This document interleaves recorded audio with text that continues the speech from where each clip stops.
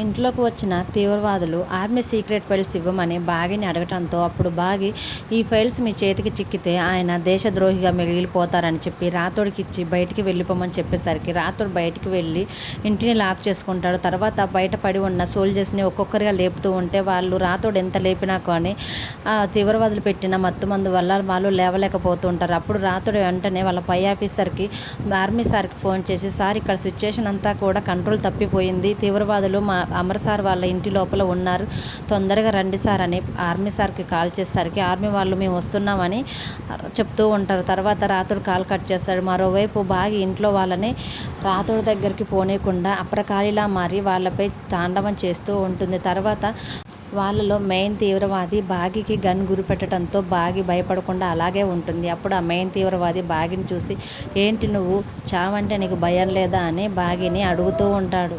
అప్పుడు బాగి, నా ప్రాణం పోయినా కానీ పర్వాలేదు, కానీ దేశ రక్షణకి మాత్రం నేను ఏమాత్రం భంగం కలిగించనని అంటూ ఉంటుంటే ఆ తీవ్రవాది, ఆహా అలాగా, అయితే నేను కూడా చూస్తానని చెప్పి బాగి వైపు గన్ను గురిపెట్టి బాగికి ఒక్కసారిగా గన్తో పేల్చడంతో అయినా కానీ బాగి భయపడకుండా ఉంటుంది. అప్పుడు ఆ తీవ్రవాది, గన్ను నీ పక్క నుంచి వెళ్తున్నా కానీ నీకు భయం లేదా అని అంటూ ఉంటుంటే బాగి భయం లేదు అని చెప్తూ ఉంటుంది. ఆ గన్ సౌండ్కి లోపల పడుకున్న పిల్లలందరూ కూడా ఒక్కసారిగా లేచి ఉలిక్కిపడి బెడ్రూమ్ నుంచి కింద హాల్కి వస్తారు. అప్పుడు ఆ పిల్లలను చూసిన ఆ తీవ్రవాది, సరే నీ ప్రాణం అంటే నీకు భయం లేదు, నీ పిల్లల ప్రాణాలు తీస్తానన్నా కానీ నువ్వు ఆర్మీ సీక్రెట్ ఫైల్స్ని నాకు ఇవ్వవా, ఇప్పుడు దొరికావు నువ్వు అని వెంటనే ఆ పిల్లల దగ్గరికి వెళ్ళి తన దగ్గర ఉన్న గన్నుని పిల్లలకు గురిపెట్టేసరికి ఒక్కసారిగా బాగి చాలా భయపడుతూ ఉంటుంది. వద్దు వద్దు, నా పిల్లల్ని ఏం చేయొద్దు అని బాగి ఆ తీవ్రవాదితో అంటూ ఉంటుంటే, నీ ప్రాణం తీస్తాను, వీళ్ళ ప్రాణం కూడా తీస్తాను, ముందు నీ ప్రాణం తీయనా లేకపోతే నీ ప్రాణం తీయనా అని అక్కడ నిలబడ్డ పిల్లల వైపు గన్ను చూపిస్తూ ఆ తీవ్రవాది పిల్లల్ని బెదిరిస్తూ ఉంటే బాగి మాత్రం నా పిల్లల్ని ఏం చేయొద్దని చెప్పి వెంటనే ఆ తీవ్రవాది చేతిలోంచి గన్ను తీసుకొని, పిల్లలు మీరు తొందరగా లోపలికి వెళ్ళిపోండి అని అంటూ ఉండేసరికి పిల్లలందరూ కూడా మళ్ళీ బెడ్రూమ్లోకి వెళ్ళిపోతారు. తర్వాత బాగి ఆ తీవ్రవాది దగ్గర నుంచి గన్ను లాక్కునేసరికి ఆ తీవ్రవాది ఒక్కసారిగా షాక్ అవుతాడు. నా పిల్లల్ని చంపాలని చూస్తావని పని చెప్తానుండని పక్కనే ఉన్న ఫ్లవర్ వాజ్ తీసుకొని కొడుతూ ఉంటుంది పిల్ల. ఈలోపు రాథోడ్ కాల్ చేయటం వల్ల ఆర్మీ పై ఆఫీసర్ వాళ్ళు వచ్చి వెంటనే బాగి వాళ్ళ ఇంటి డోర్ ఓపెన్ చేసి, అందరూ ఎక్కడ వాళ్ళు అక్కడ అలాగే ఉండండి, లేకపోతే కాల్చి పడేస్తానని ఆ ఆర్మీ సార్ అనటంతో ఆ తీవ్రవాదులంతా కూడా హ్యాండ్సప్ పొజిషన్లో ఉంటారు. తర్వాత ఆ ఆర్మీ ఆఫీసర్ వాళ్ళందరినీ తొందరగా అరెస్ట్ చేసి వీళ్ళందరినీ తీసుకెళ్ళి జైల్లో వేయండి అని వాళ్ళందరినీ అరెస్ట్ చేయమని చెప్పడంతో పోలీసు వాళ్ళు వాళ్ళని అరెస్ట్ చేస్తూ ఉంటారు. తర్వాత ఆ తీవ్రవాది, ఇంతకుముందు అమరేంద్ర, ఇప్పుడు నువ్వు, ఇద్దరు కలిసి బాగానే తప్పించుకుంటున్నారు, ఇది ఇంతటితో అయిపోయింది అనుకోబాకని బాగికి వార్నింగ్ ఇస్తూ అక్కడి నుంచి వెళ్ళిపోతాడు. తర్వాత ఆ మెయిన్ అయిన ఆర్మీ ఆఫీసర్ బాగిని, శబాసమ్మ, ఆడపిల్లమైనా కానీ నువ్వు ఏమాత్రం భయపడకుండా తీవ్రవాదుల్ని ఎదిరించి అటు నీ అమర్ ప్రాణాన్ని, కుటుంబ గౌరవాన్ని, దేశ రక్షణని మొత్తం కూడా నువ్వు కాపాడావు, కంగ్రాచులేషన్స్ అమ్మ అని ఆ ఆర్మీ ఆఫీసర్ బాగిని షేక్ హ్యాండ్ ఇస్తూ అభినందిస్తూ ఉంటాడు. తర్వాత రాథోడ్ కూడా, కంగ్రాట్స్ బాగి, నీ ప్రాణాలతో పాటు పిల్లల ప్రాణాలని, అమర్ సార్ గౌరవాన్ని, దేశ రక్షణని కూడా నువ్వు కాపాడగలిగావు, నిజంగా నువ్వు ఆడసింహానివని రాథోడ్ బాగిని పొగుడుతూ ఉంటాడు. పిల్లలు కూడా, నిజంగా అమ్మ నువ్వు చాలా గ్రేటు, అమ్మంటే అమ్మే, చాలా ధైర్యంగా వాళ్ళ తీవ్రవాదులను కూడా నువ్వు ఎదుర్కొన్నావని పిల్లలందరూ కూడా బాగిని విష్ చేస్తూ ఉంటే అప్పుడు బాగి మాత్రం చాలా సంతోషపడుతుంది.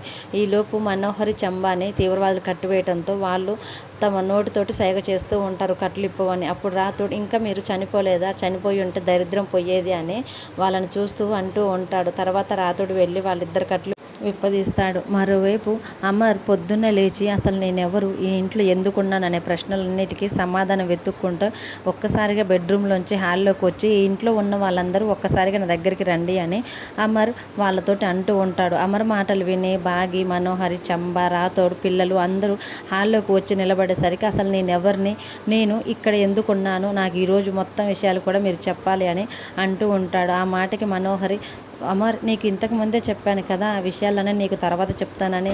చంబా, నువ్వు వెళ్ళి అమర్కి తొందరగా కాఫీ చేసి తీసుకొని రా అని చంబాను పంపించబోతుంటే అమర్, ఒక్క నిమిషం ఆగు, నాకు ఈరోజు అసలు నేనెవరు, నేను ఈ ఇంట్లో ఎందుకున్నానో నాకు ఖచ్చితంగా తెలియాలని అమర్, మనోహరి మిగతా వాళ్ళందరితో అంటూ ఉంటుంటే అందరూ ఒక్కసారిగా షాక్ అవుతారు. అప్పుడు మనోహరి, నువ్వు ఈ ఇంట్లో ఎందుకున్నావు, అసలు నువ్వు ఎవరు అని నీకు తెలియాలి అంతే కదా, ఇప్పుడు నేను చెప్తాను ఉండు అని మనోహరి అమర్తో అంటూ ఉంటుంటే అప్పుడు రాతోడు కూడా సార్ నేను మీకు వివరంగా చెప్తానని అంటూ ఉంటాడు. అప్పుడు రాతోడిని మనోహరి నువ్వు ఆగు రాతోడు నేను చెప్తాను అని అంటూ ఉంటుంటే అప్పుడు బాగి మాత్రం మనోహరి నీకంటే ముందుగానే రాతోడు ఆయనతోటి ఎంతో కాలంగా పనిచేస్తున్నాడు కదా ఆయన్ని చెప్పనివ్వు అని అంటూ ఉంటుంది. కానీ మనోహరి మాత్రం ఏం చెప్పాలో ఎంత చెప్పాలో అన్నీ నాకు తెలుసు నేను చెప్తానుగా అమర్కి అని చెప్పి అమర్ నువ్వు ఒక పెద్ద ఆర్మీ ఆఫీసర్వి నీతో పాటు మన డ్రైవర్గా ఎంతో కాలం పనిచేస్తున్న వాడే ఈ రాతోడు అని చెప్పడంతో రాతోడు బాగి పిల్లలు అందరూ ఒక్కసారిగా షాక్ అవుతూ ఉంటారు.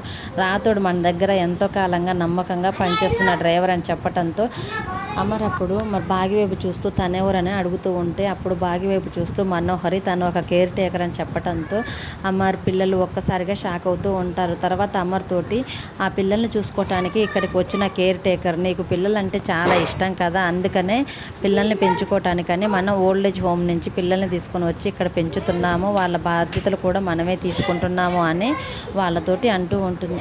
అలా మనోహర్ చెప్పే ప్రతి మాటకి రాతోడు బాగి పిల్లలు కూడా చాలా బాధపడుతూ అలాగే అమర్ వైపు చూస్తూ ఉంటారు. తర్వాత మనోహరి ఇక ఈమె చంబ ఈ ఇంట్లో పని మనిషి అని చెప్పబోతుంటే చంబ ఒక్కసారిగా ఆగమ్మ నా గురించి నేనే చెప్పుకుంటాను నేను మీ అందరికీ అన్ని పనులు చేసి పెడుతుంటాను మీ తలలో నాలుకలాగా నేను ఉంటాను ఈ మనోహరి ఫ్రెండు నేనని అంటూ ఉంటుంది. అప్పుడు ఒక్కసారిగా అమ్మరు అసలు మనోహరి ఎవరు అని అనటంతో అప్పుడు మనోహరి నేనే అమ్మరు ఎన్నిసార్లు చెప్పాలి నీకు అని అప్పుడే నన్ను మర్చిపోయావని మనోహర్ అమర్తో అంటూ ఉంటుంటే అమర్ మీరు నాకు ఏమవుతారని మనోహర్ని చూస్తూ అమర్ అడుగుతూ ఉంటాడు. అప్పుడు మనోహరి నేను నీకు బెస్ట్ ఫ్రెండ్నని మనోహరి అమర్తో అంటూ ఉంటుంది. అప్పుడు చంబ మాత్రం ఏంటి మేడం అలా చెప్తున్నారు మీరు బెస్ట్ ఫ్రెండ్ మాత్రమే కాదు ఇంకా ఆ మనోహరి మీ లవర్ కూడా అని అమర్తో అంటూ ఉంటుంది. అప్పుడు అమర్ లవరా అని అంటూ ఉంటాడు. అప్పుడు చంబ అవునండి మనోహరి మీరు లవరే మీరిద్దరూ ప్రేమించుకున్నారు పెళ్ళి కూడా చేసుకోవాలని అనుకున్నారని చెప్తూ ఉంటే వాళ్ళ మాటలకి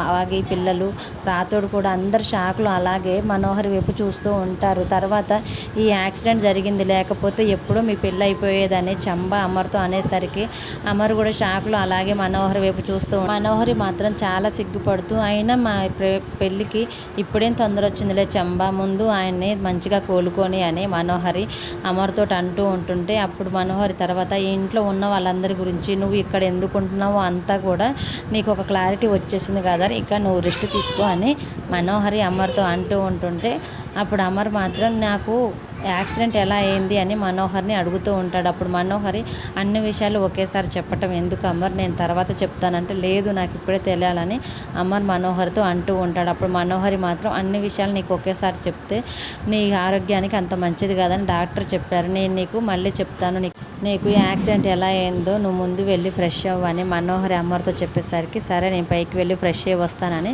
అమర్ బాగి వాళ్ళ ముందు నుంచి అలా వెళుతూ ఉంటే ఒక్కసారిగా పిల్లలు బాగి రాత్రులు అందరూ కూడా ఎమోషనల్గా అమర్ వైపు అలాగే చూస్తూ ఉంటారు. అమర్ కూడా కొద్ది దూరం వెళ్ళిన తర్వాత పిల్లల వైపు బాగి వైపు అలాగే చూస్తూ ఉండి తర్వాత మెట్లెక్కి పైకి వెళ్ళిపోతాడు.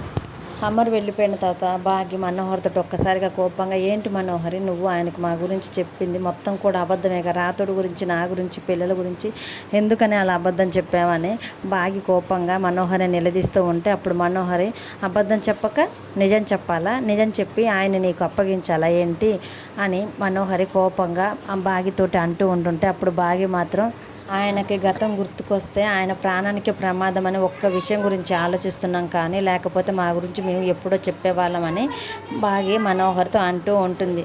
మనోహరి మాత్రం గర్వంగా అమర్కి గతం గుర్తుకు రానివ్వను గతం గుర్తుకొస్తేనే కదా మీరందరూ తనకి గుర్తుకొచ్చేది తనకి ఎప్పటికీ కూడా గతం గుర్తు రానియకుండా నా వాడిని చేసుకుంటానని తన మనసులో అనుకుంటూ ఉంటుంది.